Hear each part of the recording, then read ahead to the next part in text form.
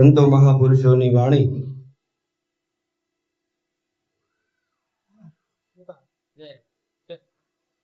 ગુરુ તત્વનો એ મહાસાગર,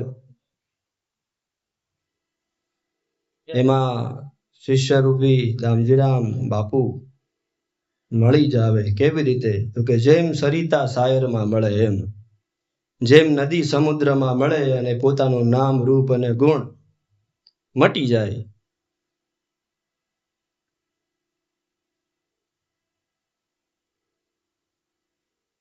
પૂરા અસ્તિત્વની અંદર આપણે જોઈએ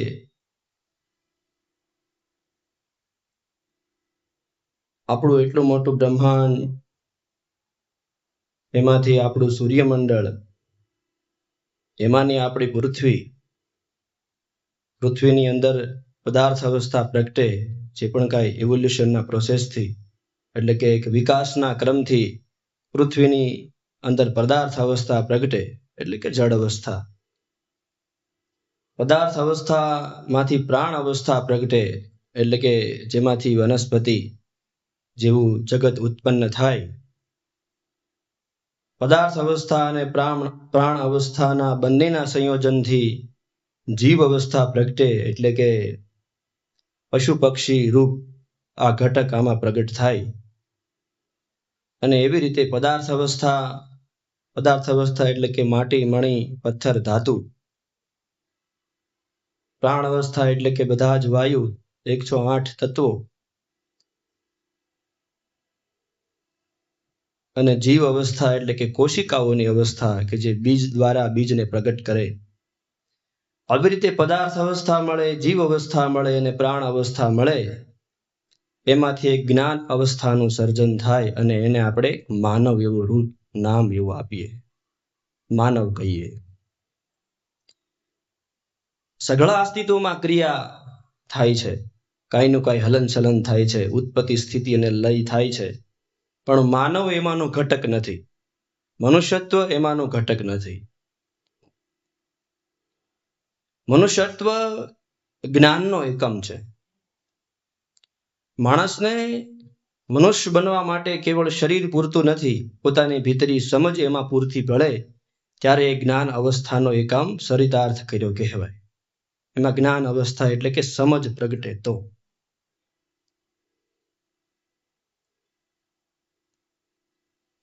હવે સઘળી પ્રકૃતિ ક્રિયાન્વિત એટલે કે સઘળું અસ્તિત્વ ક્રિયાન્વિત છે.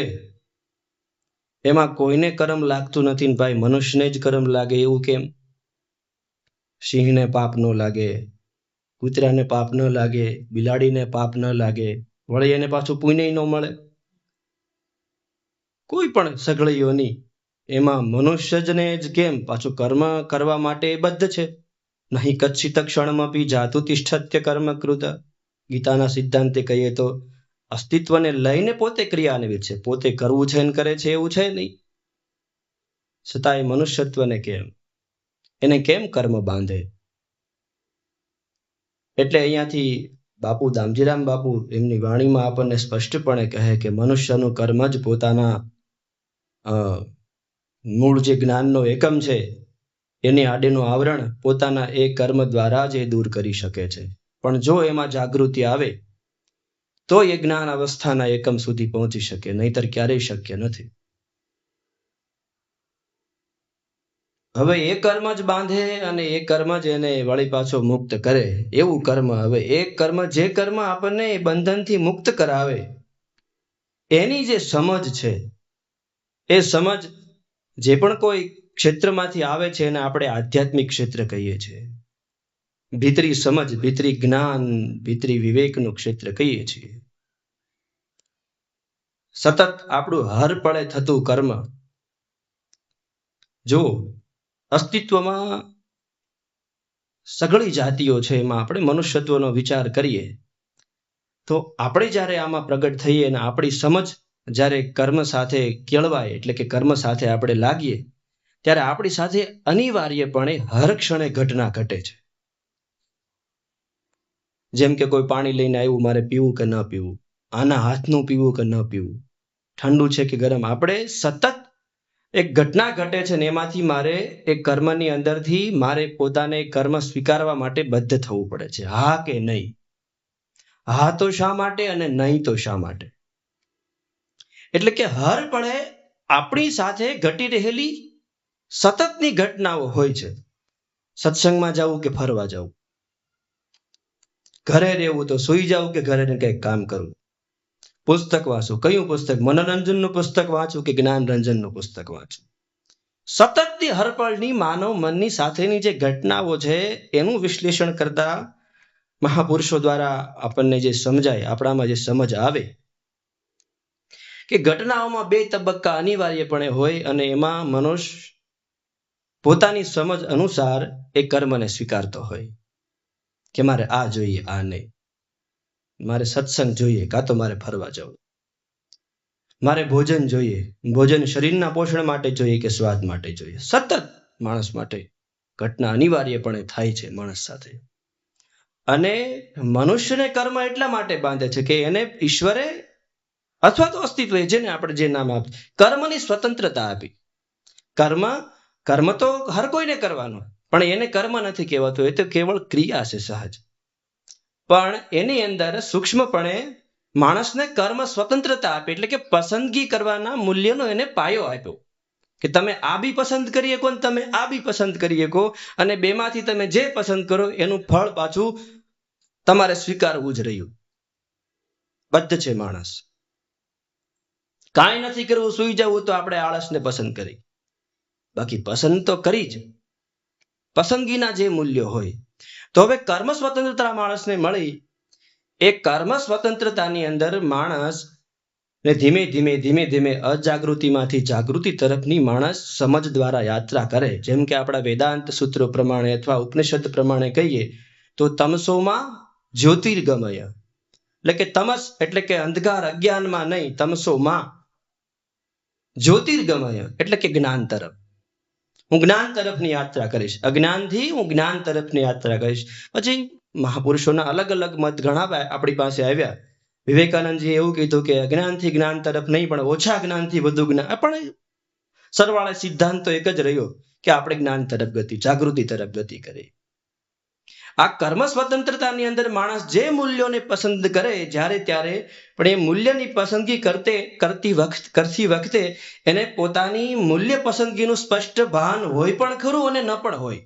જો અજાગૃતિમાં છે તો એનું મૂલ્ય, આગળનું મૂલ્ય એને શું ફળ પકાવીને આપશે એનું એને ભાન નથી. અને જો જાગૃતિ છે, એને મૂલ્યનું ભાન છે પસંદગી કરતી વખતે, તો એ જ્ઞાન તરફની યાત્રા છે. હવે હું કર્મના સિદ્ધાંતને કાલે જ વિચાર કરતો હતો. આમ તો 4-5 દિવસથી મને ચાલતું હતું કે આ કઈ રીતે ઈશ્વર, આપણે કહીએ ઈશ્વર મને ન્યાય આપે, જેણે મારી સાથે ખરાબ કર્યું છે એને એના કર્મનો દંડ આપે અને મને ન્યાય આપે. તો કોણ ભાઈ ન્યાય નથી માંગતું? અહીંયા કોણ ન્યાય નથી માંગતું? બધાને હરપળે ન્યાય જોઈએ. મારો ન્યાય શું ભાઈ? મારો ન્યાય શું? આપણે સરકાર ઘડે અને સંવિધાન બનાવે તો હર જ્ઞાતિ પોતાનો ન્યાય માંગે, તો આમાં અમારો શું ન્યાય? એટલે કે હર માણસ હર પળે ન્યાયની માંગણી કરે, તો ઈશ્વર એને દંડ કઈ રીતે આપે? પછી મને એક વિચાર આવ્યો. મેં કીધું અત્યારના સમય પ્રમાણે દ્રષ્ટાંત હું વિચારતો હતો કે દીકરો અને દીકરી છે એ અત્યારના કાળ પ્રમાણે ટેકનોલોજી એવી આવી અને ઓછા સમયમાં ઝાઝી માહિતી માણસ મન સુધી પહોંચી. તો દીકરો અને દીકરી અજ્ઞાનવશ થઈને, જ્ઞાન હોય તો જાગૃતિનો આયામ એને એવું કરવા જ ન પ્રેરે, પણ અજ્ઞાનવશ થઈને ઓછી ઉંમરમાં એટલે કે કાચી ઉંમરમાં પ્રેમના પેલા મોહ પાશમાં, આપણે એને આ મોહ કેવો કે ન કેવો એ તમારી રીતે તમે સમજો, હું તો એને મોહ કહું, અજ્ઞાનને કારણે હોય છે. એટલે કે બંને એ રીતે આકર્ષાય અને ઘટના ત્યાં સુધી ઘટે કે બંને ભાગીને પ્રેમ લગ્ન કરે.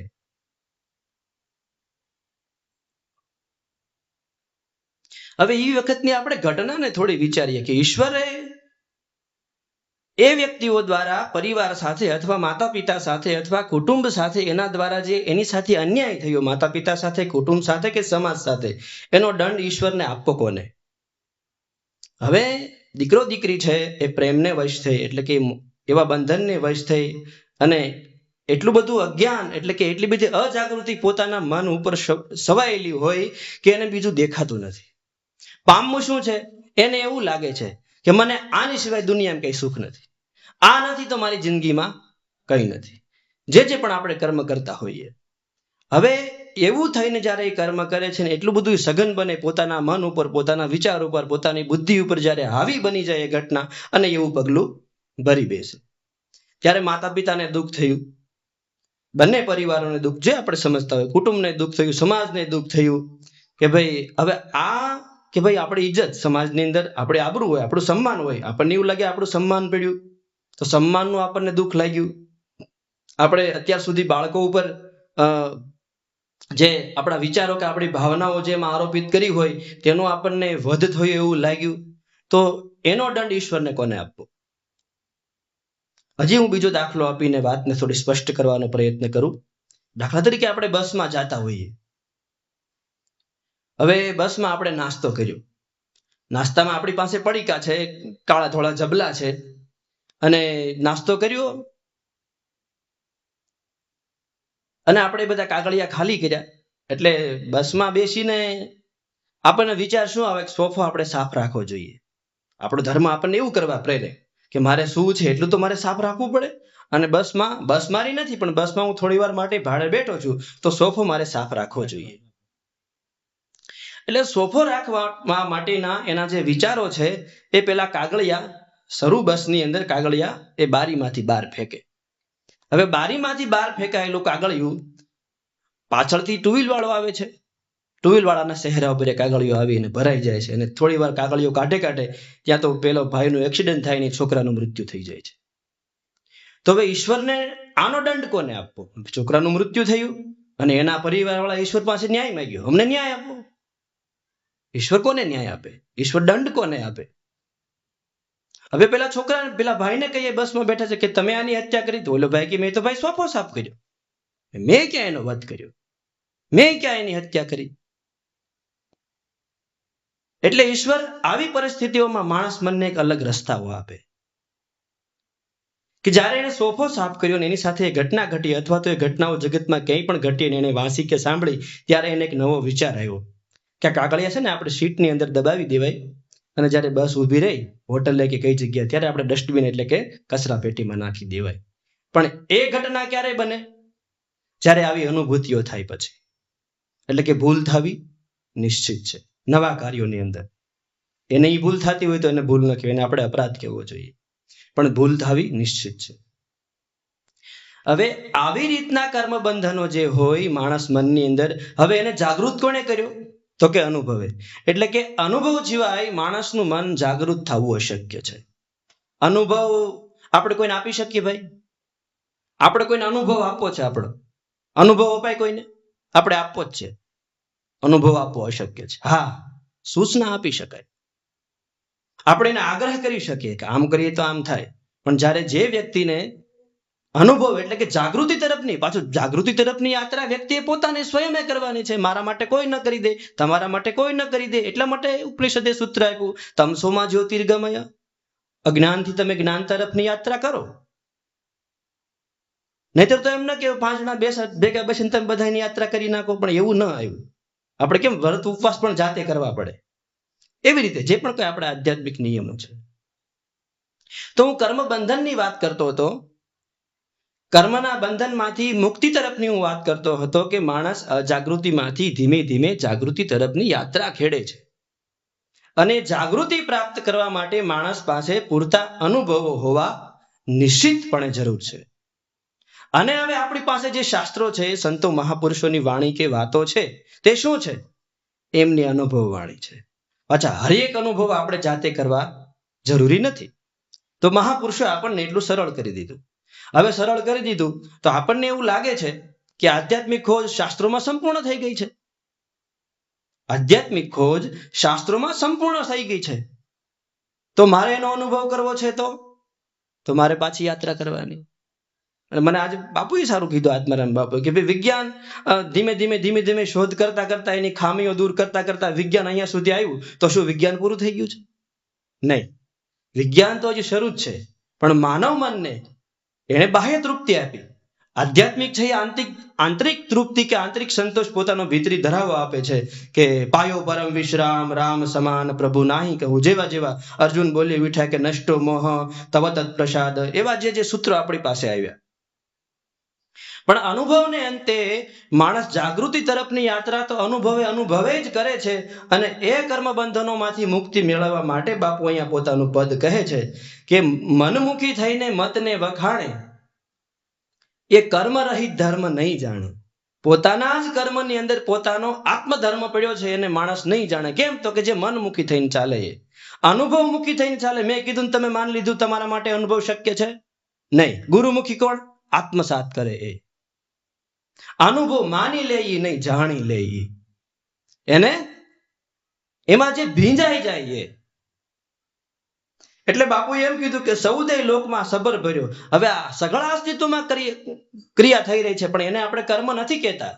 કર્મ મનુષ્યની અંદર મળેલી કર્મ સ્વતંત્રતાને આધારે માણસ કર્મનું પસંદ કરે કે કાગળિયો મારે બહાર નાખવો કે હવે સીટની અંદર દબાવી દેવો. સીટની અંદર દબાવવો એનો ધર્મ થયો, અને જો નથી જાણતો અને બહાર ફેંકે તો પણ એનો ધર્મ થયો કે મારે સોફો સાફ રાખવો. પણ જાણે છે અને એ કાગળિયો સીટની અંદર દબાવી દે છે તો ધર્મ છે, અને જાણે છે ને સીટની બહાર એ બારીમાંથી કાગળિયો નાખે છે તો આપણે એને અધર્મ કહીએ. એટલે કે ધર્મ અને અધર્મ માણસની જાગૃતિ અને અજાગૃતિના અનુભવ સાથે જોડાયેલો છે. આપણે શેનો પ્રયત્ન કરવાનો? અધ્યાત્મમાં જઈને માની લેવાનો નહીં, અનુભવી લેવાનો. એટલા માટે બાપુ એમ કીધું કે આ અનંત જન્મનું અજ્ઞાન છે માણસને. હવે હું તમારી ઉપર એવું ઠોસ, સુખરામ બાપુને જ લઈએ. સુખરામ બાપુ આપણી ઉપર એવો ઠોસ સિદ્ધાંત માને કે તમે અત્યારે માની જાવ તો નહીં થાય. બાપુએ કીધું કે યાત્રા ધીમે ધીમે ચાલો. એટલે તમારે નહીં માનવું હોય તો માનવું પડશે. કેમ? તો કે અનુભવ અસ્તિત્વની અંદરનો જે નિયમ છે તે નિયમને આધારે જ ચાલે છે. એમ આ મનુષ્યત્વ છે તે પદાર્થ અવસ્થામાંથી પ્રાણ અવસ્થામાં ઇવોલ્વ થયો, એટલે કે વિકસિત થયો. પ્રાણ અને પદાર્થ અવસ્થામાંથી જીવ અવસ્થામાં વિકસિત થયો, અને ત્રણેય મળીને જ્ઞાન અવસ્થાનો એકમ બનવા તરફની એને યાત્રા ખેડી છે. તો એ તમસોમાં જ્યોતિર્ગમયની રીતમાં જ ચાલે. એટલે કે આ પદાર્થને અનંત જન્મનું અજ્ઞાન છે એ કોટી ઉપાયે દૂર થતું નથી. પણ ક્યારે દૂર થાય? એટલે એક જ નાની એવી કડીમાં બાપુ પોતાનું સૂત્ર આપે કે અનુભવ અર્ક પ્રગટો, એટલે કે અજ્ઞાન ગયું. કેટલું સ્પષ્ટપણે વાત આપણને કે અજ્ઞાન ક્યારે જાય? અનુભવ થાય ત્યારે. હવે મારે બળ કરવું થાય નહીં, એટલે બળ કરવું મીન્સ સાધનાનું બળ આપણે કરીએ, સમજનું બળ કરીએ. પણ જ્યાં ખોવાણું ત્યાં ના ગોતીએ, બીજે ગોતીએ તો મળે. ખોવાણું ત્યાં ગોતવું એટલે શું? મને અનુભૂતિ થતી જાય એના આધારે હું શોધતો જાઉં. એ અનુભવ અર્ક. અનુભવનો નાનામાં એવો અર્ક પણ માણસની અજ્ઞાનના દૂર કરે.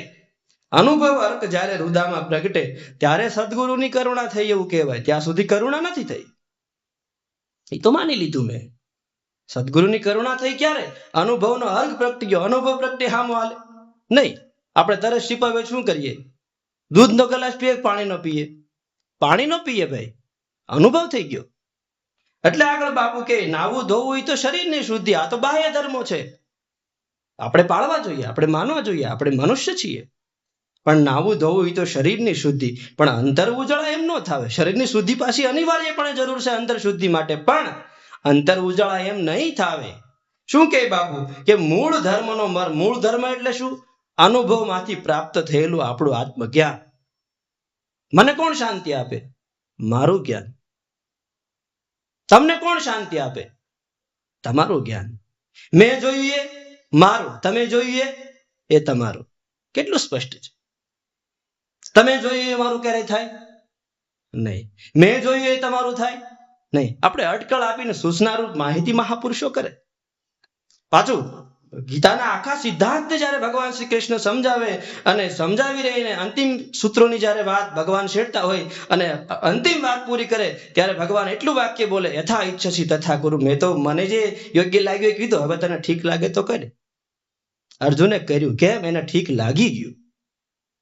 કેટલું સ્પષ્ટ છે આપણી સામે કે જ્ઞાનનો દ્વાર આપણે પ્રાપ્ત કરવાનો, આપણે જાતે ખોલવાનો. કારણ કે મારો અનુભવ જ મને શાંતિ આપે, બીજો નહીં. અને એ આપણે વાત જોઈએ રામકૃષ્ણ પરમહંસ ના જીવન ચરિત્રની અંદર પેલા વિવેકાનંદજીનું આવવાનું થાય અને એ તો માતાજી પાસે એવું માંગતા કે મારા અનુભવને તાર્કિક રીતે જે નકારે ને એવું માણસ મારી પાસે મોકલીને બધા મને સ્વીકારી લે છે.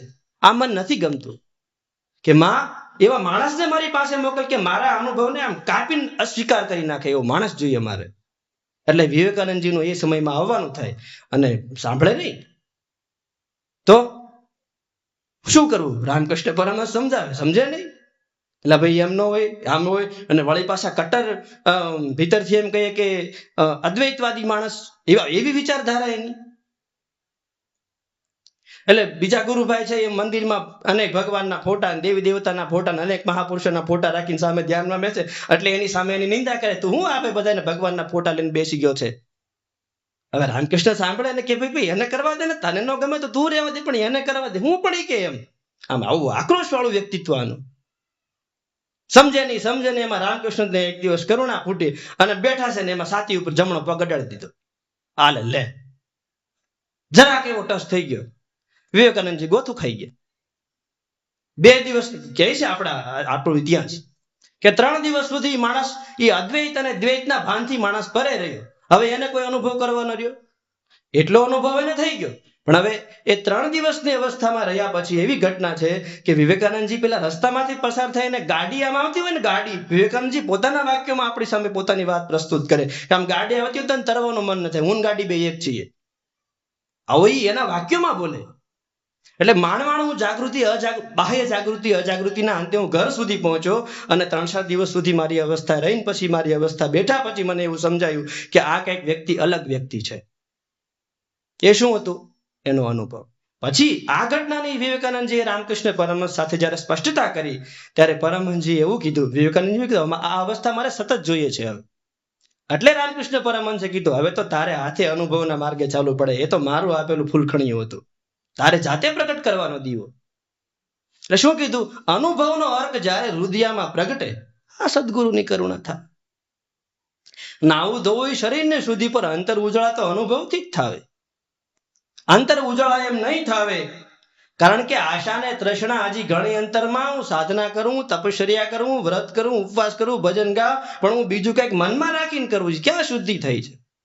એટલે પાયાઓ એના એ જ છે, એનો કઈ નકાર નથી. પણ આશા તૃષ્ણા ઘણી અંતરમાં એ તો પાખંડાઈ થઈ જાય. માણસને કરવી ક્યાં છે? પાખંડ કરે પેટ ભરવાને, પણ જાણતો નથી, જાગૃતિ નથી. હજી અંધારામાંથી અંજવાળા તરફની યાત્રા પૂરી થઈ નથી. એટલે પોતાના એ કર્મની અંદર પાખંડાઈ થઈ જાય છે કે હું સોફામાં બેઠો છું તો બીજાનું જે થવું થાય, મારો તો સોફો સાફ થઈ જાય. એને પાખંડ કરવું નથી, થઈ જાય છે. એટલા માટે કીધું કે અનુભવનો અર્ક પ્રગટી જાય. જેમ સરિતા સાગરમાં મળે અને નામ રૂપ ગુણ મટી જાવે, માણસનું એવું જ છે. નદી ક્યાંથી ફરે? હવે હું દરિયો થાવ છું, હવે હું થવાઈ જાય છે. જેમ એવી રીતે આપણે શું કરવાનું? તો કે સાધના દ્વારા, સત્સંગ દ્વારા આપણે સરિતા રૂપ ઘટક છીએ. તો આપણે જેના અંશ છીએ, આપણો અંશી કોણ છે? એટલે કે જેમ સરિતા રૂપ આપણી સાધના, સરિતા રૂપ જીવન આપણે જીવીએ, અને સરિતા રૂપ જીવીએ તો આપણે જીવી શકીએ તો. કારણ કે સરિતા રૂપ જીવન કઈ એમ જેમ તેમ નથી, સમજાય ત્યારે થાય. માણસને સરિતા જેવું થવું જ છે, નદી જેવું થવું જ છે. પણ એના માટે આ સમજના માર્ગો ખુલે અને સરિતા રૂપ જીવન થાય અને પોતાના વિચાર આવે કે હું તો આ નાનો એકમ છું, હું નાનો ઘટક છું, તો મારો સ્વામી કોણ, મારો ઠાકર કોણ, મારો નાથ કોણ? ત્યારે એને ખ્યાલ આવે કે દરિયો. નદી શેમાંથી બની? તો કે પાણીના ઝાઝા સમૂહમાંથી. વરસાદ વરસ્યો અને પાણીનો ઝાઝો સમૂહ ભેગો થયો, નાળામાં, હોકળામાં, તળાવમાં, ડેમમાંથી નદી રૂપી ઘટક રૂપ બન્યો એનો. હવે નદી શેમાંથી બની? તો કે નાળા તળાવમાંથી. નાળા તળાવ તો કે આ વરસાદના આખુટ પાણીમાંથી, એ બિંદુમાંથી. એ બિંદુ ક્યાંથી આવ્યા? તો કે અવકાશમાંથી, આકાશમાંથી. આકાશમાં એ ક્યાંથી પહોંચ્યા? તો કે મારો બાપ દરિયો છે એમાંથી. મારું મૂળ ક્યાં? તો કે દરિયો. દરિયામાં જઈને સરિતા શું થાય? પોતાનું મૂળ રૂપ ભૂલી જાય, હતી જ નહીં, દરિયો જ હતો. આ તો આમ યાત્રા કરી. આપણે મનુષ્યત્વની જે યાત્રા, જ્ઞાનનો એકમ છે એવું જયારે મહાપુરુષો કહે ત્યારે આપણે આ બધું કર્મ કરતા કરતા અજાગૃતિમાંથી જાગૃતિ તરફની યાત્રા માટે અનિવાર્યપણે સત્સંગ, ધ્યાન, સ્મરણ, નિર્મળતા, સાદાઈ, સહજતા જેવા ગુણો આપણામાં પકવીએ ત્યારે આપણને સરિતા રૂપ હોવાનું ભાન થાય. નહીં ત્યારે આપણે માણસ છીએ એવું ભાન નથી આપણને. આપણે ઇન્દ્રિયોથી જો મશગુલ છે, આપણું ચિંતનનો વિભાગમાં એટલે કે ચિત્તની બુદ્ધિની અંદર આપણું ચિંતન જાતું જ નથી, તો આપણને મનુષ્યરૂપ હોવાનું ભાન પણ થતું નથી. આપણને લાગે છે હું જાણું છું, એમ તો અહીંયા અણુ કયો નથી જાણતો. બે હાઇડ્રોજન ને એક ઓક્સિજન ભેગું થાય એટલે પાણી થવાય, એ તો એ અણુ નહીં ખબર છે, પણ એનાથી કઈ જ્ઞાન નથી. મનુષ્યને પોતાના મનુષ્યત્વનું ભાન થાય, એટલે કે હું કોનો એકમ છું, હું કોનો અંશ છું, એ જ્યારે એને પ્રશ્નો થાય ત્યારે એ પોતાના મૂળ રૂપ સુધીના ગંતવ્યને જોઈ શકે. હવે આપણે ક્યાંક જવું છે, ગારેધાર જવું છે તો રસ્તો હોય, ગાંધીનગર જવું છે તો રસ્તો હોય, અમેરિકા જવું છે તો રસ્તો હોય, કેક વયું જવું છે એનો રસ્તો હોય, કેક વયું જવું નહીં. તો અધ્યાત્મ છે એ ગુરુ પરંપરાથી મળેલો એવો માર્ગ છે કે આપણને ગંતવ્ય લક્ષ્ય નક્કી કરાવી દે છે, પછી આપણને સાધનાનો માર્ગ આપે છે કે લે તારું આ લક્ષ્ય છે. આ શાસ્ત્રો આપણને શું કહે છે કે આ અનંત જન્મનું અજ્ઞાન એટલે એમ તું થાકી જાય તો એમ પણ નહીં થાય. ધીમે ધીમે ધીમે ધીમે ધીમે ધીમે ધીમે કરતા ચિત્તની અંદર શુદ્ધિ થાય, બુદ્ધિની અંદર સાક્ષાત્કાર બુદ્ધિમાં થાય. કોનો? આત્માનો. મનની અંદર આશા હોય, વૃત્તિની અંદર વિચાર હોય અને ચિત્તની અંદર ઈચ્છા હોય. એ ઈચ્છાઓ તો આપણે 5 ઇન્દ્રિયો સાથે જોડીને કરીએ છીએ. 5 મળે ને ભાઈ આપણને, નાક કાન હાથ, આપણને 5 ઇન્દ્રિય મળે, અક્ષર સ્પર્શ રૂપ રસ અને ગંધની. અને 4 વસ્તુને આપણે ભૂખ ભય નિદ્રા અને પ્રજનન એટલે કે મૈથુન. પશુઓ અને માનવમાં કેટલો ભેદ, મેં ગઈ વખતે પણ થોડી વાત કરી, થોડી અસ્પષ્ટ હતી અને સ્પષ્ટ કરું કે ભૂખ ભય નિદ્રા અને મૈથુન છે અને 5 આપણી ઇન્દ્રિયો છે, અક્ષર સ્પર્શ રૂપ રસ અને ગંધની. એટલે કે સ્વામણી દ્વારા આપણે સ્પર્શનો અનુભવ કરીએ, આંખ દ્વારા દ્રશ્યનો અનુભવ કરીએ, કાન દ્વારા ધ્વનિનો અનુભવ કરીએ, આંખ દ્વારા દર્શનનો અનુભવ, જીભ દ્વારા સ્વાદનો અનુભવ કરીએ. 5 ઇન્દ્રિયો છે. મનુષ્ય અને પશુમાં એ તો સરખું જ છે, પણ ઈ દરજ્જે તો પશુ આ પરથી ઉપર ચડી જાય છે. એક બાજુ આપણે મંસૂરિયમ મૂક્યું હોય અને બીજી બાજુ કોબી મૂક્યું હોય, ભેંસ શું ખાય ભાઈ? કોબી ખાય. એને ખબર છે એના ઇન્દ્રિયોને કે આપણે આ ખાવી જ માંદા ન પડીએ, પણ આપણે એટલા એકમ નથી, આપણે મંસૂરિયમ ખાઈએ. એનો અર્થ એમ નથી આપણે ભેંસથી નીચા છીએ, કાંઈક જ્ઞાન આપણે ચુકાઈ જાય છે. એટલે કે પશુ છે તે પોતાની 5 ઇન્દ્રિયોનો ઉપયોગ કરી ઓની 4 વસ્તુમાં તૃપ્તિ મેળવે, ભૂખ ભય નિદ્રા અને મૈથુનમાં 5 ઇન્દ્રિયોનો પ્રયોગ કરી પેલાનો તૃપ્તિ મેળવી 4 વસ્તુની અને જીવતી રહેવા માંગે છે. અને માણસ તો જીવન જીવે છે. જીવતું રહેવું અને જીવન જીવવું બંનેમાં તફાવત છે. ખાલી જીવતું રહેવું એટલે હું સમય કાપવો, અને જીવન જીવવું એટલે હું આનંદથી ધરાવાથી જીવવું. પશુ છે તે 5 ઇન્દ્રિયોનો ઉપયોગ કરી ઓલા 4 વસ્તુની તૃપ્તિ મેળવીને જીવતી રહેવા માંગે છે. માણસ શું કરે છે કે ઓલી વસ્તુનો ઉપયોગ કરે, ભૂખ ભય નિદ્રા અને મૈથુન વસ્તુનો ઉપયોગ કરીને ઇન્દ્રિયને તૃપ્ત કરવાની આશા સેવે છે માણસ. આ અજ્ઞાન છે. ઇન્દ્રિય આપણે આંખથી દ્વારા જોયેલું દ્રશ્ય કેટલી ઘણી આપણને સારું લાગે? ન સારું લાગે. એટલે કે આંખની ઇન્દ્રિય તૃપ્ત થાય નહીં. કાન દ્વારા સાંભળેલું આપણને કેટલો સમય સાંભળવું ગમે? નહીં. તો કે કાનની ઇન્દ્રિય તૃપ્ત થાય નહીં. પશુ આ વાતમાં આપણાથી ચડિયાતું છે, પણ માણસને મન બુદ્ધિ ચિત્ત મળ્યું, એમાં ઉપરનો ભાગ એને બુદ્ધિ પણ મળી છે કે જેમાં એને આત્માનો એટલે કે અનુભવનો એને સાક્ષાત્કાર બુદ્ધિમાં થાય છે, અને ત્યારે માણસ જ્ઞાનના એકમ તરફની યાત્રા કરે છે. એટલે સાધના કરીને, ધ્યાન કરીને, સ્મરણ કરીને, હું તો અનિવાર્યપણે કહું કે માણસે 2 ટાઈમ 3 ટાઈમ પોતાના મનને શાંત કરી અને ધ્યાન કરવું, અને કોઈ પણ મહાપુરુષોનો દિવ્ય સત્સંગ હોય તેને સાંભળવો, અને પુસ્તકો આપણે વાંચવા, અને બીજું એ ત્રણેયને સાથે રહીને મારી નાનામાં નાની ઘટનાને મારે જાતે જોવીને આનથી મોટો અનુભવ કોઈ નથી. મારી ઘટના સાથે જોવું એ માણસની યાત્રા આગળ લઈ જાય, અને પોતે સરિતારૂપ હોવાનું એને ભાન થાય. સરિતારૂપ હોવાનું ભાન થાય તો એને પોતાના અંશીનો વિચાર આવે, એટલે કે એને દરિયાનો વિચાર આવે, અને વિચાર આવે ને માણસને જણાઈ જાય કે આનો હું અંશી છું, પછી માણસને રોક્યો ન રોકાય, એ અનુભવની યાત્રા કરી જ લે. બોલો સદગુરુ દેવ કી.